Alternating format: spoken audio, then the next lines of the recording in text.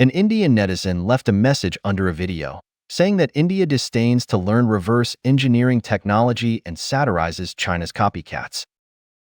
In fact, I have made videos on this topic before, but I didn't expand it systematically. In this video, we will discuss whether copycats or reverse research and development are shameful, whether it is difficult, and whether Indians can learn it easily. Since the first primitive man invented the spear and bow, all the spears and bows in the future are copycats. They just make weapons based on the first inventor or improve them. Early inventions are often very simple, and as long as others see them, they can easily imitate them. But in the era of the Industrial Revolution, for example, what improved the steam engine and made it the power basis of the British Industrial Revolution? Which was not something that everyone could do. Yes, many people are trying to improve the steam engine, but only what did the best. What's outstanding work requires not only his own strong knowledge reserves and engineering capabilities, but also the British to provide a creative environment for him. So Britain became the first country to start the Industrial Revolution, far ahead of other countries in production efficiency, and eventually developed into an empire on which the sun never sets. Later, Western European countries such as France and Germany successively learned from the British experience. Most of their work was to dismantle British machinery and equipment, reverse research and development, and then innovate. However, France ultimately failed to surpass Britain, while Germany made rapid progress after unification and surpassed Britain in the industrial field. We need to note that when Germany completed its unification, China also started the Westernization movement, introducing advanced Western machines on a large scale for research and imitation. China's Jiangnan Machinery Manufacturing General Bureau was established in 1865, slightly earlier than Germany's unification in 1871. It imitated a large number of advanced Western weapons and was one of the most successful cases in China's modern industrial history. However, when Germany surpassed Britain, China was defeated by Japan in the Sino-Japanese War of 1894 to 1895 and suffered great humiliation. The reason is simple. China cannot provide the Jiangnan Manufacturing General Bureau with the same environment as Germany. China's backward education system and rigid management mechanism lag far behind Germany and are even worse than Japan. If you want to imitate and develop new weapons, you need a strong industrial foundation, an excellent team of talents, and a good domestic environment.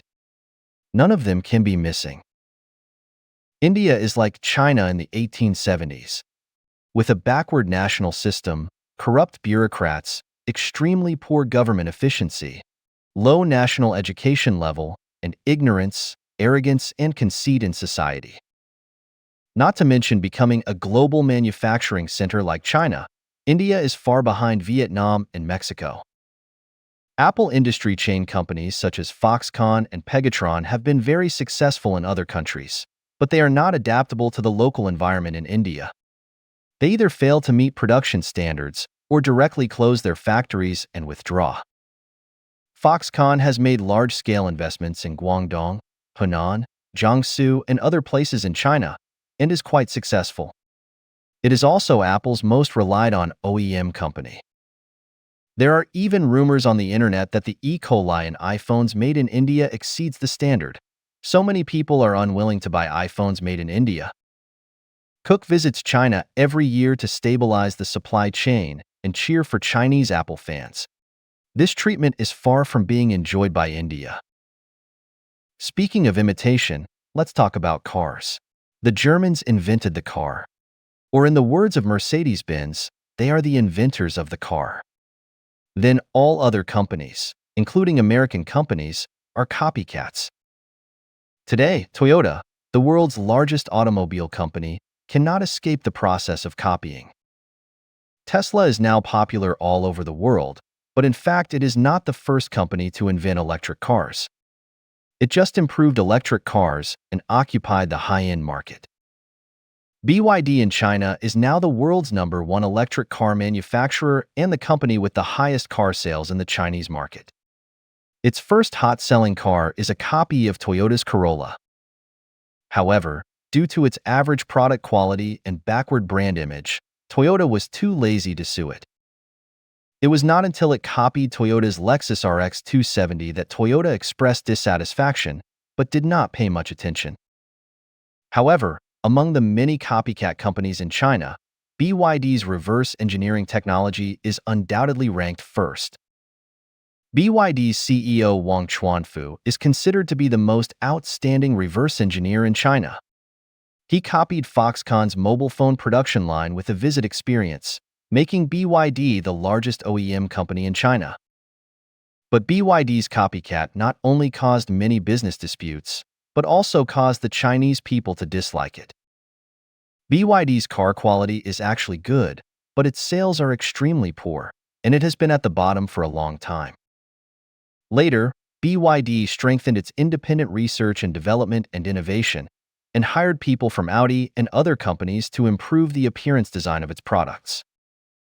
At the same time, BYD developed highly efficient fuel engines, electric vehicle 3 electric systems, and DMI hybrid systems, becoming a world-leading technology player.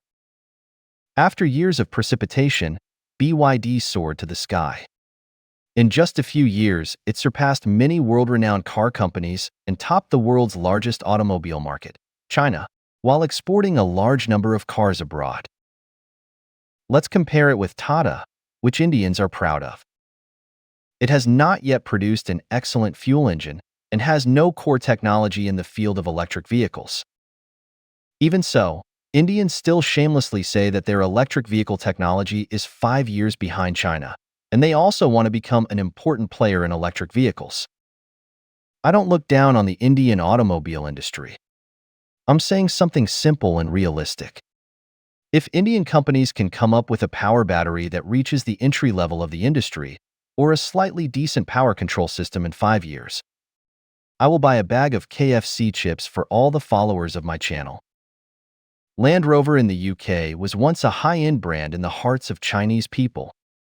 Owning a Land Rover is the ultimate dream of many men. But after Land Rover was acquired by Tata, it was ridiculed by the Chinese as the Indian tiger, and its sales fell into a slump, and it has become a marginal player. Volvo, which was once on the verge of bankruptcy, has become a leading second-tier luxury brand in the Chinese market after being acquired by Geely, second only to German luxury cars.